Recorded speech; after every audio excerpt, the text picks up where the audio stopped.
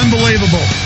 Unbelievable. Hear the whole song, the whole album at Megadeth.com. Megadeth.com.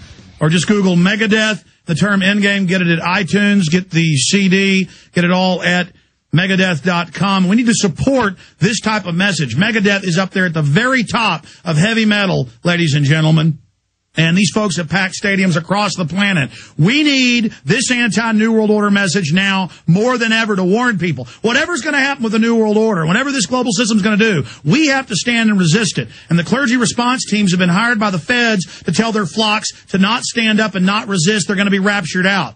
Ladies and gentlemen, that is unbelievable. Dave Mustaine, I tell you, every time I hear that song since it came out last week, it just blows me away, and the lyrics just get even more hard-hitting. The RFID, the New World Order, the president. And then we played in the first hour audio of armored vehicles with sound cannons saying almost the same thing you've got in that intro. I mean, talk about unbelievable.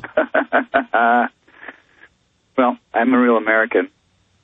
Hell yeah, you are. And let me tell you, tens of millions of Megadeth fans worldwide are now going to finally understand. They're always, why does he have the UN on the cover of his, I mean, you say my film Endgame influenced your album Endgame.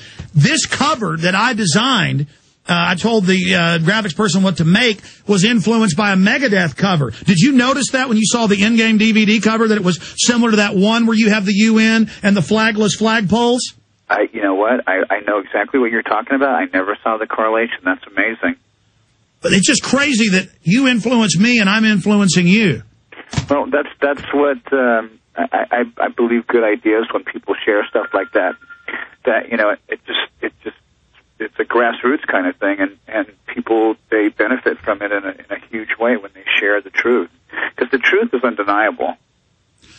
In fact, that was from Peace Sells. Peace sells, but who's buying? Yep, that's awesome.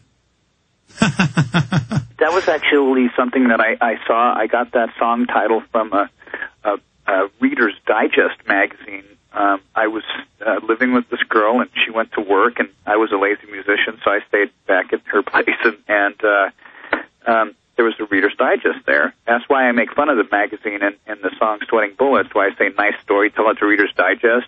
Well, yeah, because I actually read that magazine for a little while after I got the title for Peace Sells out of it. Interesting little book, but not something that's really modern anymore, I guess. What did you think of my film Endgame itself, specifically? I loved it. I thought it was great. I mean, you're very brave to go and get in the face of people like this. I guess we all have our calling. Dave, we're about to break in a minute-long segment coming up. In fact, we'll probably pull up Peace Sells and play some of that, but some of the new album as well. How do folks, where's the best place to get your new album Endgame and to support what you're doing? Well, I would say through Amazon or through iTunes. You know, you can listen to the music in many places right now. MySpace and iTunes really supported us. AOLmusic.com has supported us, too, with this record. And Amazon, it's the #1 record at Amazon right now, and it's been that way for quite a few days. And #1. Yep. Endgame was #1 for a few days on DVD. My film, but I tell you, that is incredible. Dave, we're going to break again. I want to come back and talk more about the album. I should have mentioned that. Endgame from Megadeth, #1 in the USA. #1, and they're going on tour. We'll tell you about that. We'll talk more about the New World Order as well with Dave Mustaine, the founder, guitarist, and lead singer of We're on the... So that's Dialectic Chaos from Endgame. That sounds like old school, but with somewhat of a new edge to it. That sounds like old school heavy metal, speed metal almost. Yeah, well, that's what we're trying to do. We're trying to stick with our roots and do what we know is what we do best. There was a period during the beginning of the millennium where bands were really forced to go and change themselves, not only change their image, change the way that they look and stuff like that, but also change the way that they make their living, their music. You know, it had to all get, everybody needed to be like Nirvana, you know, and I'm sorry, that was not my cup of tea. So, you know, we struggled through a lot of stuff, and right now it's probably the most liberated that we've been with our careers and our music. So keeping it pure. You got a new book coming out. Tell us about that. Right. It's called Hello Me, Meet the Real Me, which is a lyric from Sweating Bullets. It had to be called that, you know that. And it's basically me, the person. It's not just me, a musician, because, you know, they've written everything that can be written about me as a musician from their point of view. And, you know, some of it's true, some of it's not, some of it's folklore, some of it makes me a lot cooler than I really am, so I just let them continue to think that way. But with the book itself, when I got to the last page and I closed the book, I looked up. I actually was so I was so satiated. I was so content that they finally have got my life into a book so far, and that I read it and I went, you know what? I get it. This is it. This is it. This is who I am. It explained everything perfectly. And the best part about it, I think, at the end of every chapter, it's like, God, you know, he did a lot of really rotten things, but at the end of every chapter, it tells how, you know, all those things have been made amends for, if it's possible, and the people that we had all these hardships with, we've gone back and worked on things. You know, some people were in the band that I'm friends with still. Some people were in the band in the past, and I'm not friends with them. Well, I tell you, I'm excited to read the new book when it comes out. Tell us about your new radio show you're launching. You're really going wild here.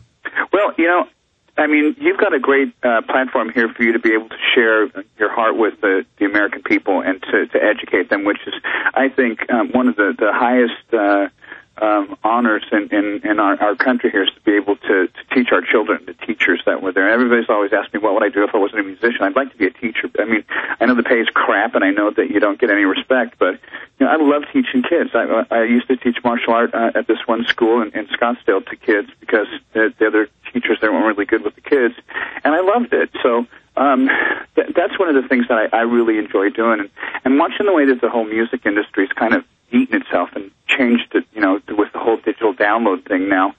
You've got to be really clever. So I really try my very best right now to participate with our fans as much as possible and listen to what they're talking about, what affects them. You know, it's hard for me to really know what it's like to have food stamps now, but you know what? I did. I lived in a car when I was a teenager, and I was homeless. My mom was a maid, so I know all of these things that you have to go through to get by in life, and I think that's one of the things that most rock stars, they try and forget. Well, I agree. I see people's arrogance and their haughtiness, and I've been arrogant in my life at certain points, but I kind of flash back and forth. But I realize you get so much more strength and discernment when you are humble and realize how transitory this life is.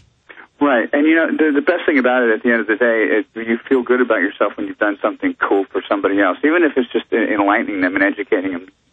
You know, right now my son's almost 18, so we're going through a lot of life lessons right now. And yeah, he's making a lot of really costly mistakes, but he hasn't been dismembered or disfigured yet, so everything's okay. But, you know, I see this and I'm thinking, like, God, I want to interrupt and I want to rescue him and I want to.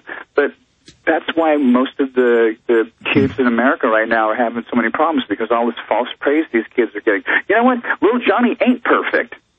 You know, well, I mean, he's such a great kid. Well, the establishment, the controllers know that. They tell us we've got to be perfect. Madison Avenue tells us we've got to be perfect. So we all feel inadequate. So we've got to buy this death culture the New World Order is selling. And so, oh, yeah, your kid got in a fight. Oh, your kid's depressed because they're going into puberty. Oh, they need a bunch of mind-altering, government-issued drugs. Yeah. Yep. That, or isolate them, or single them out in front of everybody. Or give them electroshock therapy. Now, you were telling me during a break, I don't know if you want to say this on air, but you're going on tour, and you were telling me there's some disinfo going on out there about the tour.